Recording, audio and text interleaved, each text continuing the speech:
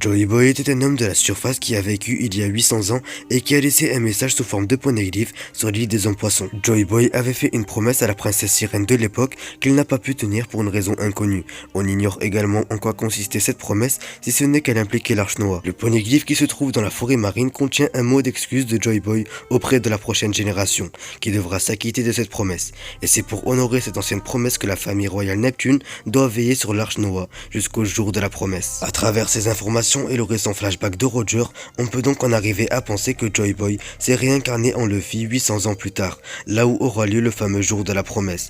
Car oui, dans le chapitre 967, on voit Roger à Locktail qui dit qu'il aurait voulu vivre à la même époque que Joy Boy, et dans le chapitre suivant, il dit qu'ils sont arrivés trop tôt, ce qui nous amène à la conclusion que ce n'était pas à l'époque de Joy Boy il y a 800 ans, mais bien à l'époque de sa réincarnation, c'est-à-dire celle de Luffy. Joy Boy était donc un personnage extrêmement important du siècle oublié. Il va donc de soi que l'ancien royaume, Joy Boy, les armes antiques et la volonté du Ji sont tous liés, ce qui est d'ailleurs confirmé dans le chapitre 967. De nombreux fans supposent que Joy Boy était une personne très importante dans l'ancien royaume, peut-être même le roi. Le clan des Ji était un clan très important dans ce royaume, peut-être même ses dirigeants, et les armes antiques ont été créées ou du moins étaient en possession de ce royaume. Il est très probable que Joy Boy soit la personne qui a porté l'énorme chapeau de paille conservé à l'intérieur de Marie-Joise. Une théorie très populaire est que l'ancien royaume avait des plans pour détruire Redline, promouvant ainsi l'unité du monde dans le nom One Piece. C'est bien sûr lié à la chute de Marie-Joise et à la prophétie de la destruction de l'île des hommes poissons ainsi qu'au jour promis, c'est-à-dire le jour où les peuples de la mer vivront en surface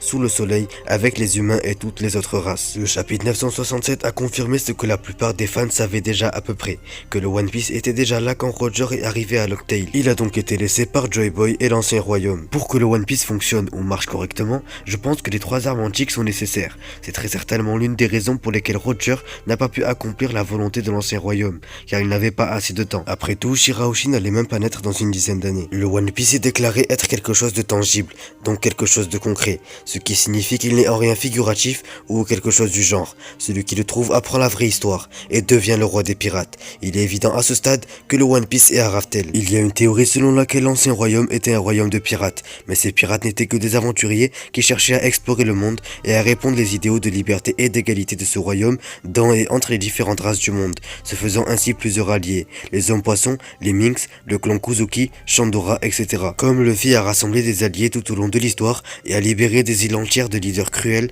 et a libéré des gens de différentes manières. De la libération littérale des gens d'une prison ou de leur sombre passé, à la libération de royaumes d'un passé fabriqué, comme Dressrosa, d'un leader tyrannique, comme Skypiea, ou d'un effondrement imminent, comme Alabasta. C'est donc pas une surprise que le thème de la liberté soit l'un des plus importants dans l'histoire de One Piece. Je pense que l'ancien royaume se trouve être Raftel lui-même. C'est encore plus prouvé par le fait que l'on apprend la vraie histoire et tout ce qui s'y rapporte lorsqu'on y arrive, ainsi que par le fait que c'est Roger lui-même qui a nommé cette île Locktail, ce qui signifie que ce n'était pas son nom d'origine. Quand le professeur Clover a parlé de l'ancien royaume, il a dit que l'histoire et les idéaux de cette nation constituent la plus grande menace pour le gouvernement mondial. Comme il a été tué juste avant de prononcer le nom du royaume, ça expliquerait pourquoi le gouvernement mondial a effacé l'ancien royaume et son nom de la carte, qui serait actuellement Locktail, renommé par Roger. Ce nom était donc extrêmement significatif, non seulement pour les personnages de l'histoire, mais aussi pour les fans qui la lisaient. Pendant de nombreuses années, les gens se sont demandé et ont spéculé sur ce qu'était ce nom.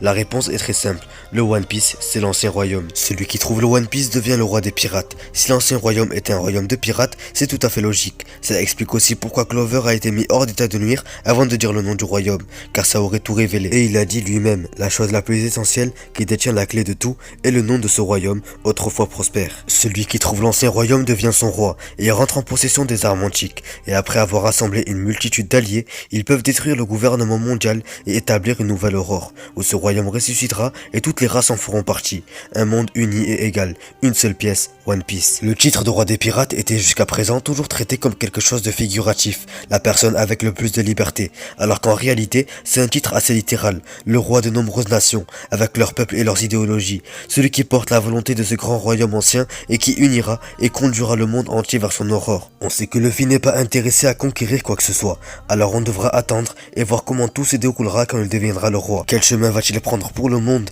s'il est enfin intéressé par le fait de gouverner?